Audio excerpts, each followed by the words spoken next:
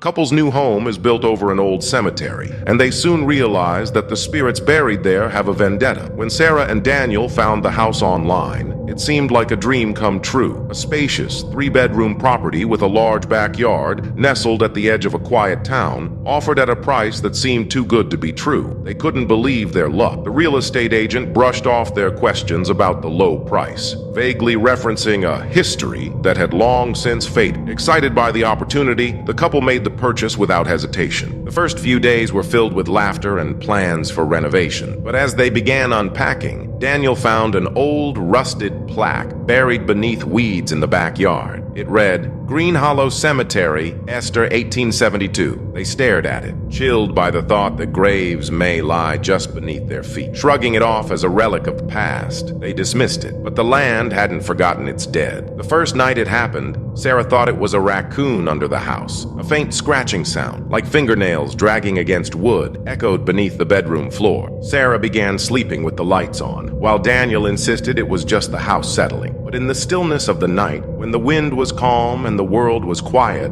the house spoke from beneath. Frustrated and sleepless, Sarah began researching the history of their land. A visit to the town's archives revealed a forgotten chapter of Green Hollow's history. In the late 1800s, a cemetery was hastily abandoned during an epidemic. Decades later, when development began, the cemetery was supposedly relocated. It started small. A picture frame toppled without explanation. The television turned on by itself, always showing static. But soon the disturbances grew more intense. Chairs scraped across the floor on their own. Doors slammed even when locked. Sarah was brushing her teeth one night when she saw a shadow behind her in the mirror. When she turned, no one was there. Daniel began hearing his name whispered in the dark, always from behind, always just out of reach. At night, the couple would wake to find muddy footprints trailing across their hallway, even though the doors were locked tight. One evening, while watching television, Sarah saw a pale face staring through the living room window. When she rushed outside, no one was there, but the grass where the figure stood was pressed flat, as if someone had indeed been watching. The spirits were no longer silent. They wanted to be known. The couple made the decision to leave. Bags were packed in haste, the car loaded with essentials. As they drove away, a sense of relief washed over them, until they reached the edge of town and the car sputtered to a stop. The engine died without warning. No matter how many times Daniel tried to restart it, the vehicle refused to move. They called a tow truck, but no one responded. Even cell signals vanished, as if the house had extended its grasp beyond its walls. They returned on foot, only to find their front door wide open. Inside, every packed box was overturned, belongings scattered across the floor. On the living room wall, written in dark, wet streaks, were the words, "You belong here now." Panic set in. They tried to rent a hotel in town, but were told by locals, "No vacancies for your kind." The town had turned against them. Desperate for answers, Sarah found a contact online, Elena Gray, a well-known paranormal investigator who specialized in haunted properties. Elena arrived the next day, an older woman with piercing eyes and a voice like wind through trees. She stepped into the house and immediately froze. "They're angry," she whispered, "and they're not just haunting this place. They're holding a grudge." Elena set up instruments, EMF detectors, thermal cameras, spirit boxes. The house responded with fury. Lights exploded. A chilling wind howled through sealed windows. The spirit box crackled to life with tortured voices. Left behind, forgotten, revenge. Elena explained that the spirits were not just restless, they were vengeful, trapped in silence for over a century, abandoned by those who built over their resting place. "They won't stop," she warned, "until you give them peace, or until you join them." Sarah's hands trembled as she asked the question that haunted them both. "How do we free them?" Elena, after a night of contact with the spirits, came to the couple with instructions. The spirits had spoken to her in fragmented visions and eerie whispers. A ritual must be performed to release them, a sacred burial rite, forgotten by time. It required them to acknowledge each lost soul, call them by name, and bury tokens for each spirit in the soil above their grave. They would also need to light a ceremonial fire and recite a passage written in the old records of the cemetery's founding. Elena warned them it must be done with sincerity. If even a single spirit feels cheated, the ritual will fail. Sarah and Daniel agreed. It was their only hope. They began preparing, gathering candles, offerings, and digging through town archives to find every name lost to time. The spirits quieted, watching, waiting, as if deciding whether to trust these intruders on sacred land. While researching the names of the buried, Sarah stumbled upon disturbing revelations. The cemetery wasn't just for the town's dead. It was a dumping ground for those the town wanted to forget. Victims of crimes, accused witches, and even children who died in mysterious fires. The town had a dark past it tried to bury, literally. Daniel found a record of a priest who warned the town elders not to build over the cemetery, stating the ground had been tainted with the rage of the unjustly silenced. There were signs of foul play, graves never marked, names erased. The townspeople had erased a legacy of pain, and now the spirits demanded justice. The couple was no longer simply appeasing the dead. They were unearthing truths meant to stay hidden. And with each truth revealed, the house grew colder, darker, more alive. The spirits had waited a century for someone to finally see them. The walls began to crack, bleeding dark fluid that seeped down like tears. The floorboards creaked even when no one walked. The temperature plummeted. Shadows danced in corners without light. Every failed attempt at the ritual enraged the spirits further. One night they awoke to find every window shattered inward, as if something had burst into the house. The mirrors showed not reflections, but scenes from the cemetery's past. Screaming children, burning coffins, the faces of the forgotten. The roof groaned like it was collapsing under the weight of sorrow. Daniel began coughing blood. Sarah saw handprints on the walls appearing and disappearing. Elena returned, pale and shaken, and warned that the spirits were close to pulling the house and them into the realm of the dead. They were out of time. The ritual had to be completed, or the house would become a tomb, a prison for every soul inside. On the final night, with storm clouds roaring above and spirits raging within, Sarah and Daniel stood in the backyard with Elena. They had the name, the token, the fire. As they recited each name, buried each offering, the wind howled and the ground trembled. Faces formed in the smoke. Whispers turned to cries. Daniel cried out as invisible hands clawed at his chest, but they didn't stop.